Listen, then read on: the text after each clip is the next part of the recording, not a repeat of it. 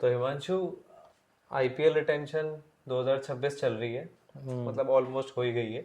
हम्म। तो काफी बड़े बड़े नाम आए हैं इस बार जो कि रिलीज करे गए हैं।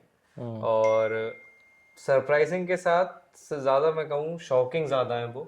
बिल्कुल। जैसे कि सबसे पहले अगर मैं बात कर लूँ कोलकाता नाइट राइडर्स की। जी।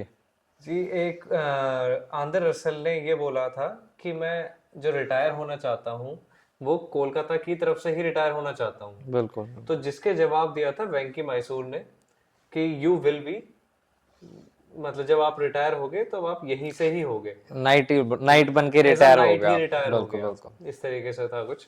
हम्म। तो उनके रिटायरमेंट पे हमने काफी शॉकिंग एक्सप्रेशंस देखे हैं लोगों के, काफी ऊपर नीचे कमेंट्स आए हैं। तो आपका उस चीज पे क्या विचार है? देखिए, आंद्रे रसल की अगर मैं बात करूं तो कोई भी डाउट नहीं है इसमें कि वो बहुत ही अच्छे वैल्यूएबल प्लेयर हैं। बिल्कुल। और बैटिंग बॉलिंग फील्डिंग हर तरीके से वो अपना पूरा परसेंट देते हैं मैच में, जो भी मैचेस होते हैं। तो आंद्रे रसल को लेके देखिए, मुझे भी नहीं लगा था, किसी को भी नहीं लगा होगा मेरे ख्याल से। शॉकिंग न्यूज़ है ये जो इस बार की जितनी भी ट्रेड हुई है इसमें सबसे शॉकिंग आंद्रे रसल का है कि आंद्रे रसल का रिलीज होना। जी। अभी तो वो ट्रेड ही नहीं हुए, रिलीज होने पे इतना ज्यादा बवाल मच गया है, तो देखना होगा कि ट्रेड किस पे होंगे। बट अगर मैं बात करूं रिलीज करने की, जैसा कि आपने बताया कि भी 2020 में बोला था उन्होंने कि तुम नाइट रहोगे, नाइट में ही खेलोगे, नाइट राइडर ही खेलोगे। जैसा कि आपने देखा होगा कि इनके जो करीबियन वाली लीग है उसमें भी ये टीकेआर टीम में है, हम्म। तीन बागो नाइट राइडर में है। इन्होंने जीता भी है इस बार कप जो है। तो मोस्टली वही जीतते हैं और काफी जी चैंपियन, बिल्कुल काफी बार बिल्कुल। चैंपियंस बन चुके हैं वहां पे तो। बिल्कुल बिल्कुल। तो इसमें देखिए, नाइट राइडर में अगर रसल ना हो तो काफी शॉकिंग है। बिल्कुल। और मेरे हिसाब से अगर मैनेजमेंट है, अगर मैनेजमेंट ने देखा है, मेरे ख्याल से कोई भी मैनेजमेंट ऐसा नहीं होगा कि जो रसल को बाहर निकाल दे। हम्म। क्योंकि रसल, एक तो सबसे बड़ी बात की वेस्ट इंडीज पावर, दूसरी बड़ी बात की ऑलराउंडर, ऑलराउंडर। और तीसरी बड़ी बात है कि वो फिनिशर है। फिनिशर। तो ये जो तीन जो खूबियां हैं रसल में, वो आईपीएल की सारी टीमें देख रही हैं कि हमें कोई ऐसा मिल जाए जो ऑलराउंडर भी हो, फास्ट ऑलराउंडर भी हो, फिनिशर भी हो और बैटिंग भी करता हो। बिल्कुल बिल्कुल बिल्कुल। तो ये सारी चीजें थी आंद्रे रसल में, तो ये इसलिए थोड़ा ज्यादा शॉकिंग है कि इनको रिलीज कर दिया गया है। अब ये इनका आपसी इंटरनल क्या मैटर हुआ है ये तो यही जानेंगे।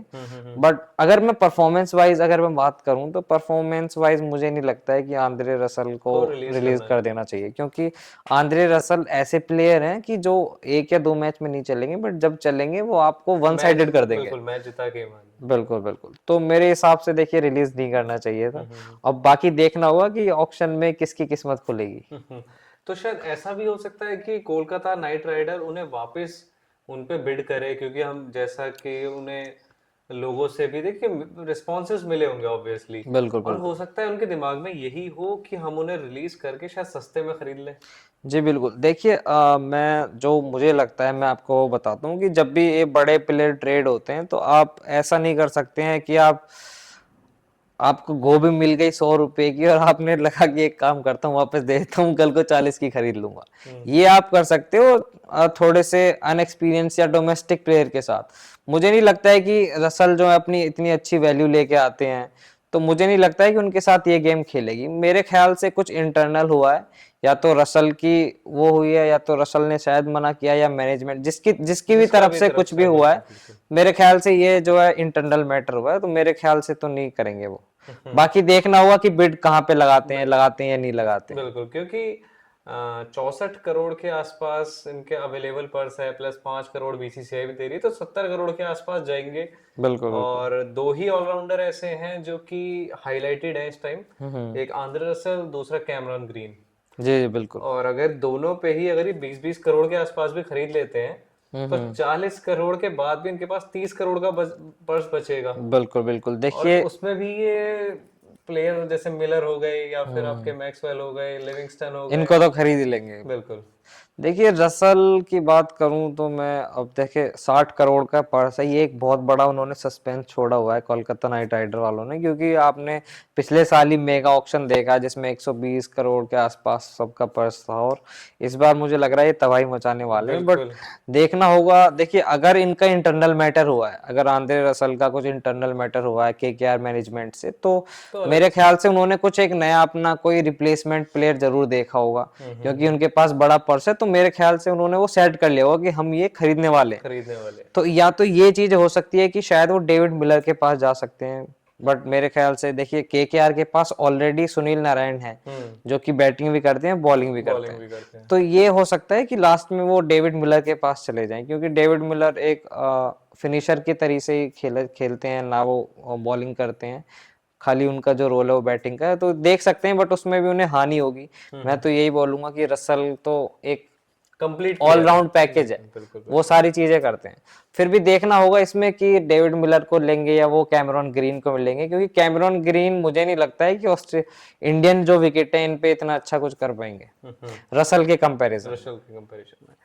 तो अगले अगर मैं रिटेंशन या अगर वो सॉरी ट्रेड की बात करूं तो सैमसंग नाम है जो कि बहुत ज्यादा शॉकिंग हुआ है, बिल्कुल क्योंकि बिल्कुल। राजस्थान ने 2024 में ही जॉस बटलर को रिलीज किया था, और उसके बाद हमने टीम पे इम्पैक्ट देखा है। पिछले बिल्कुल। मतलब 2025 में इम्पैक्ट देखा कि वो थोड़ी सी अनस्टेबल रही, हम्म। और इस साल भी उन्होंने अपना संजू सैमसन जैसा बड़ा प्लेयर जो कि बहुत टाइम से कप्तान प्लेयर उन्होंने बिल्कुल। रिलीज कर दिया है, तो उस पे आपके क्या पॉइंट व्यूज हैं? देखिए पहले मैं बात करूंगा जॉस बटलर की, क्योंकि जॉस बटलर राजस्थान रॉयल का एक बहुत ही बड़ा अहम हिस्सा थे वहां पे। तो जब उन्हें गुजरात टाइटन में भेजा गया उन्होंने देखा कि सारा जो दारोमदार है वो संजू सैमसंग पे आ गया था, क्योंकि टॉप ऑर्डर में रन नहीं बन रहे थे, संजू सैमसन आते थे, उनको थोड़ा सा टाइम लगता था विकेट पे और फिर वो थोड़े कुछ रन बनाते थे। तो देखिए जो राजस्थान रॉयल के 2-3 प्लेयर हैं, जिसमें कि एक संजू सैमसन है, जिनके अब ट्रेड हो चुके हैं, वो चेन्नई की तरफ जा चुके हैं। तो संजू सैमसन का एक बहुत ही बड़ा रोल है, बहुत ही पहले से वो जुड़े हुए हैं राजस्थान रॉयल से, जबकि राहुल द्रविड़ कोच थे, और तब से हैं वो। करुण नायर अजिंक्य रहाणे के टाइम के हैं वो, संजू बिल्कुल सैमसन बिल्कुल भी थे बिल्कुल। जब। तो काफी अच्छा उन्होंने गेम प्ले करा, बहुत ही अच्छी तरीके से राजस्थान रॉयल को समझते भी हैं, समझते थे बिल्कुल। कि बहुत पुराने टाइम से वो राजस्थान में ही है। तो इनका भी मेरे ख्याल से कुछ इंटरनल मैटर ही हुआ है, क्योंकि आपने देखा है कि कुछ जो पिछले सीजन मैच हुए थे चेन्नई सुपर किंग्स के साथ, स्टीफन फ्लेमिंग के साथ उनको देखा गया था हाथ मिलाते हुए। तो मेरे ख्याल से ये पुरानी कोई खिचड़ी पकड़ी है जो कि अब बाहर निकल के बाहर आई है। निकल गया ये। तो ये भी एक हो सकता है कि कुछ टीम मैनेजमेंट में कुछ रंजिशें चल रही हैं, कुछ ना कुछ हो कुछ रहा ना कुछ होगा। होगा, बिल्कुल ये तो हो ये हो सकता है। सकता है। अगर मैं बात करूं यहाँ पे कि संजू सैमसन की जाने का क्या इम्पैक्ट हो सकता है, तो वहां पे ये मैं बताना चाहूंगा कि राजस्थान वाले जितने भी फैंस हैं, जितनी भी फैन आर्मी है उनकी, वो सोच रहे हैं संजू सैमसन चले गए हैं, तो ये घबराने वाली बिल्कुल कोई बात नहीं है। थोड़ा सा तो इम्पैक्ट देखो आता है, कोई भी अगर स्टेबल प्लेयर आपका आपकी टीम छोड़ के जाता है तो थोड़ा बहुत इम्पैक्ट आएगा, बट बिल्कुल। मेरे ख्याल से अगर मैं एनालिसिस बेस अगर मैं बात करूं तो इतना ज्यादा इम्पैक्ट नहीं आना चाहिए, क्योंकि राजस्थान रॉयल के पास ऑलरेडी जो आपके यंग टैलेंट है, विस्फोटक बल्लेबाज हैं, वो ऑलरेडी हैं। उन्हें चाहिए था एक, आपने जैसे कि आपने पिछले सीजन में देखा कि राजस्थान रॉयल के 3-4 मैचेस ऐसे थे जो लास्ट फिनिश में नहीं हो पाए, फिनिश नहीं हो पाए। वो फिनिश नहीं हो पाए, वो जीतते जीतते हार गए। तो उनकी एक वही मेन वजह थी कि आपके पास कोई फिनिशर फिनिशर अच्छा नहीं नहीं था। था या एक्सपीरियंस फिनिशर नहीं था। आपके पास अच्छी यूथ था, विस्फोटक बैट्समैन थे सारे, बट आप फिनिश नहीं कर पाए गेम। जी। तो ये एक मेरे ख्याल से मैनेजमेंट ने यही सोचा राजस्थान रॉयल के कि हम स्टार्टिंग में तो ओपनिंग में देखिए वैभव सूर्यवंशी ने कमाल करा, यशस्वी जायसवाल भी हैं, रियान पराग भी हैं, तो अच्छे अच्छे बैट्समैन है ऊपर, ऐसी कोई बात नहीं है। इसलिए उन्होंने जडेजा को ट्रेड करा है कि एक स्पिनर भी मिलेगा, एक हमें ऑलराउंडर भी मिलेगा, और एक फिनिशर के रूप में भी उन्हें देखा जा सकता है। तो ये हो सकता है। तो जैसे अभी आपने जडेजा की बात करी, तो अगर जडेजा भी ट्रेड हुए हैं, और मुझे लगता है कि जो चेन्नई की तरफ से काफी बड़ा झटका लगा है, क्योंकि बिल्कुल जडेजा को की तरफ से हमने पूरा प्रॉपर क्रिकेट देखा है। हम बिल्कुल उन्हें बिल्कुल। ये नहीं कह सकते कि वो खाली कोई बैट्समैन है या वो कोई बॉलर है। अगर वो दोनों में ही अगर फ्लॉप हो जाते हैं तो वो अपने फील्डिंग से भी वो फील्डिंग से काम कर मैच हमने जाते हैं। उनके कई देखे जो फील्डिंग बिल्कुल से मैच बिल्कुल। निकाल देते हैं, और एक वो लक फैक्टर भी हमेशा से लेके आए हैं। जी बिल्कुल हमने बिल्कुल। एक बार जो आरसीबी और इनका मैच था चेन्नई का, वो जो एक बॉल में 7 रन चाहिए थे, बिल्कुल बिल्कुल। वहां पे भी गेम पलटा। प्लस हमने देखा था जो लास्ट जो कप उठाया था, आखिरी की 2 बॉलों में 10 रन जी, चाहिए थे, गुजरात टाइटन के खिलाफ। टाइटंस के खिलाफ, वहां से 2 बॉलों में 10 रन भी मार जी, दिए। वो और काम तो देखिए रविंद्र जडेजा ही जडेजा कर ही कर सकते सकते हैं। हैं। उसके बिल्कुल बाद हम बिल्कुल। उनका वो देखते थे, वो स्वॉर्ड वाला सेलिब्रेशन। बिल्कुल बिल्कुल बिल्कुल। तो उन्हें सर जडेजा भी बोला जाता था, जी जी। थलापति बोला जाता था। जी, महेंद्र सिंह धोनी ने उन्हें उठा लिया था जब महेंद्र सिंह उन्होंने धोनी ने उन्हें उठा देखा लिया कि था। दो वो बॉलों एक, में दस अगर रन मैं बना देखा दिए हैं। जाए तो वो एक परफेक्ट एग्जिट होती, मतलब एक तरीके से वो रिटायरमेंट भी वहां पे हो सकता था अगर, हम्म। क्योंकि हम अब उन्हें किसी और ड्रेस में देखना थोड़ा सा मुश्किल हो जाएगा, क्योंकि हमने अक्सर देखा है कि पहले जब चेन्नई की तरफ से खेलते थे तो कई बार अगर इसे रन और बॉल में ज्यादा डिफरेंस नहीं है तो हम दुआ हम्म। मांगते थे कि यार जडेजा आउट हो जाए, अब जी धोनी आए। बिल्कुल बिल्कुल। तो बिल्कुल वहां बिल्कुल। पे भी वो शायद जडेजा अपनी उस चीज को जरूर मिस करेंगे कि जी बिल्कुल। यहाँ पे आउट होने के बाद उनके देखिए फैंस अब। जडेजा ने तो एक शायद बोला भी है कहीं पे कि एटलीस्ट मुझे अब राजस्थान रॉयल में ये नहीं होगा कि कोई फैन मेरे आउट होने की कामना करने वाला है। बिल्कुल बिल्कुल। तो ये एक नया फैक्टर है। और देखिए जितना संजू सैमसन के प्रति लगाव था राजस्थान रॉयल को, उतना ही मेरे ख्याल से रविंद्र जडेजा के लिए है चेन्नई की तरफ से। मुझे और लगता वो है उससे ज्यादा ही है, मुझे बिल्कुल वही मैं बोलने वाला था क्योंकि कि थोड़ा ज्यादा ही है, क्योंकि हमने बिल्कुल उन्हें बिल्कुल। देखो पहले वो राजस्थान में थे, जी। लेकिन उसके बाद हमने जो एक बॉन्ड देखा है सुरेश रैना, MS धोनी हम्म। और जडेजा का, वो जो ट्रायो है वो नेक्स्ट लेवल ट्रायो था। उसमें अगर मैं बिल्कुल। फॉरेन प्लेयर ऐड करूं तो ड्वेन ब्रेवो भी थे, जी जी। लेकिन जो इन तीन का जो ट्रायो था, जडेजा, धोनी और रैना, तो हम्म। वो कमाल वैसा का था। ट्रायो मैंने दोबारा नहीं देखा है किसी बिल्कुल भी बिल्कुल। IPL टीम में। और देखो दोस्तियां होती हैं, जैसे हमने विराट कोहली और धोनी का रोमांस देखा है, जी जी जी। विराट और रोहित शर्मा की हमने पार्टनरशिप्स देखी हैं, पर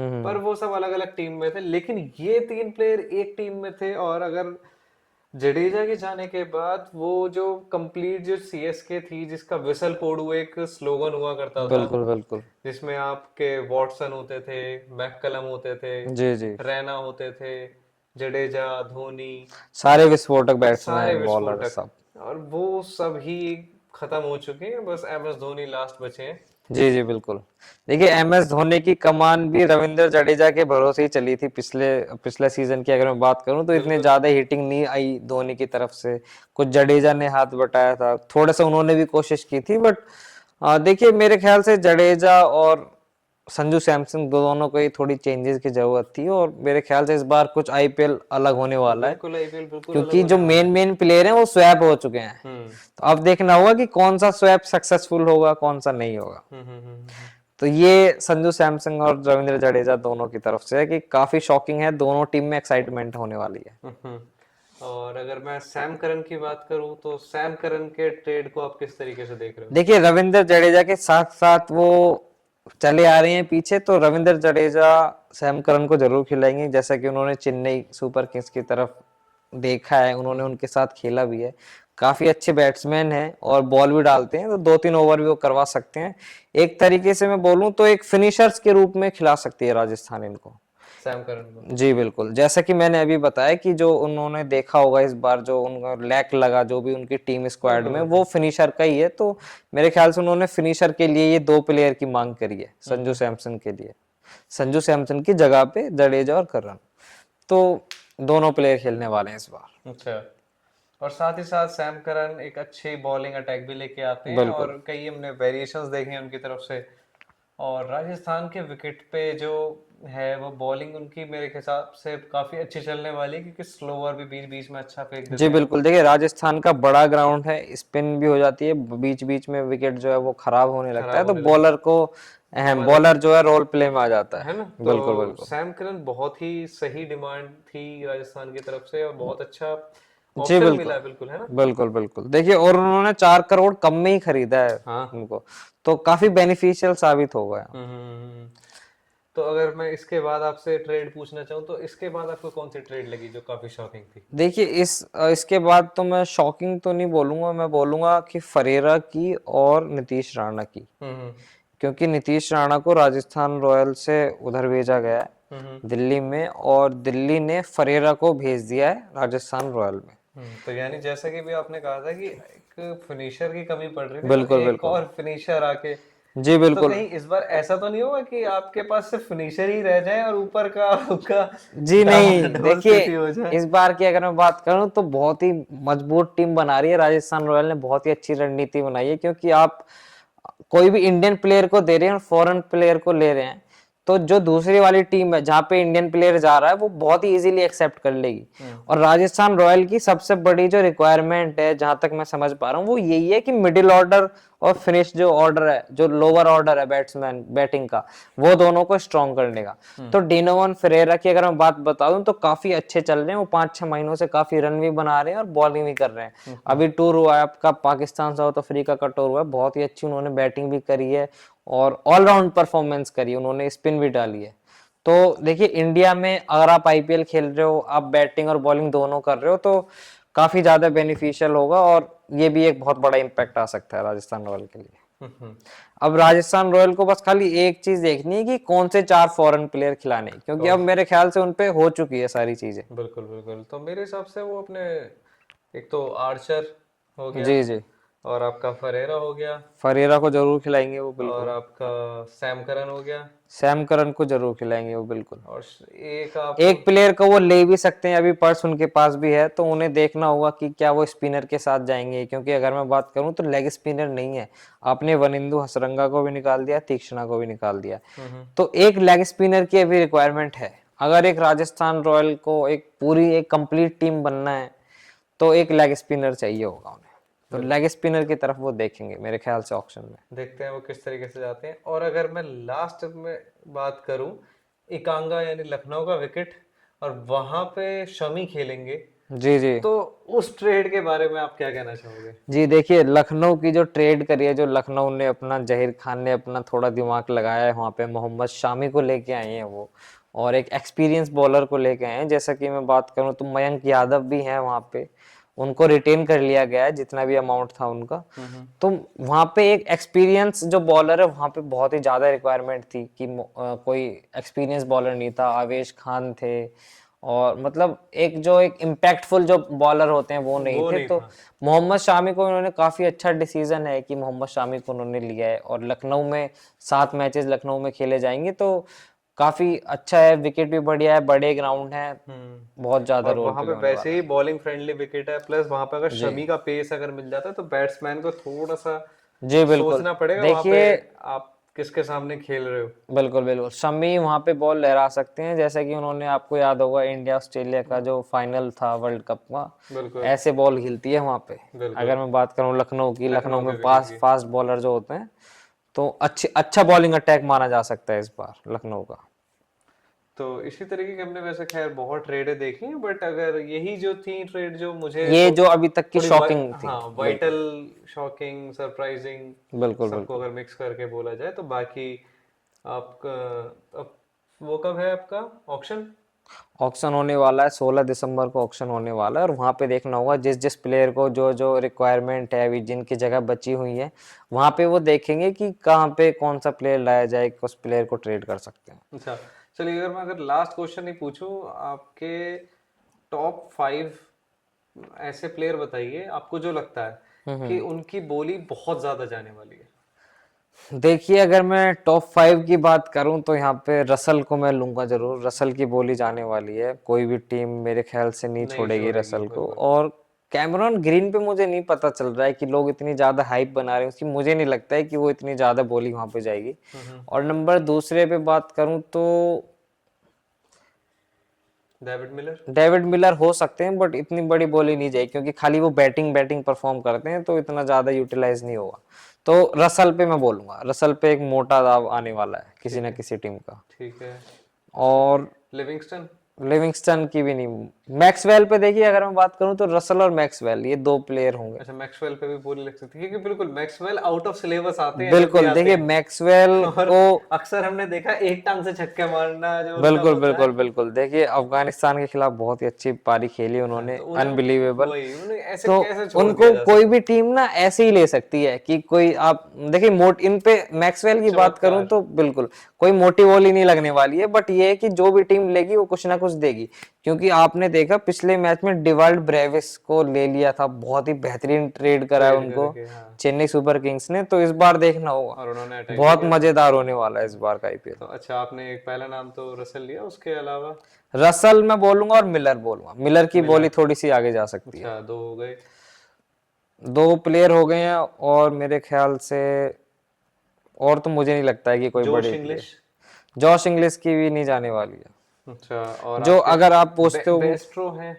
देखिए बेस्ट्रो हैं ऐसे, तो जॉश इंग्लिश भी बचे हुए हैं, और भी प्लेयर हैं। फिन एलन, फिन एलन भी बचे हैं, टिम सीफर्ट बचे हुए डुप्लेसिस हैं। भी हैं इस बार। देखिए डुप्लेसिस भी हैं। अगर मैं बात करूं तो फॉरेन प्लेयर पे जो है अब आपकी एक सेलेक्टिव प्लेयर हो गए हैं, जैसे उन पे बोली जाती है। चलिए, अगर मैं उसके अलावा अगर मैं स्पिनर में भी लेके आऊं तो हसरंगा है आपके पास, राहुल चहर है, देखिए राहुल चहर पे और बोली जा सकती है, क्योंकि वो आपके इंडियन प्लेयर हैं। लखनऊ के लेग स्पिनर आयुष बडोनी, आयुष बडोनी, रवि, आयुष बडोनी है आयुष वो। बडोनी है, जी जी जी। हाँ, तो वो भी बाहर है। देखिए बाहर हैं, बट जो लंबी बिड जिनके ऊपर जाएगी मेरे तो ख्याल चलिए से फिर वो अब इंडियन टॉप प्लेयर 5। ही। टॉप 5 में मैं बोलूँ तो Russell, Andre Russell, David Miller, David Miller, और मैं बोलूंगा जॉश इंग्लिश, जॉश इंग्लिश, और आयुष बडोनी नहीं, माफ कीजिएगा, हसरंगा, रवि रवि रवि कुमार, बिश्नोई। रवि बिश्नोई, मैं सॉरी रवि भाई, बिश्नोई तो बोल रहा था। रवि बिश्नोई, रवि बिश्नोई होंगे। और मेरे ख्याल से एक हो सकते हैं राहुल चहर, राहुल क्योंकि चहर। लेग स्पिनर की रिक्वायरमेंट होने वाली है। तो ये थी अब तक की हमारी आईपीएल की रिटेंशन, और जो हमें लगता था कि थोड़ी सी इंपॉर्टेंट न्यूज़ है। तो जुड़े रहिए हमारे साथ क्रिकेट ऑन काउच पे।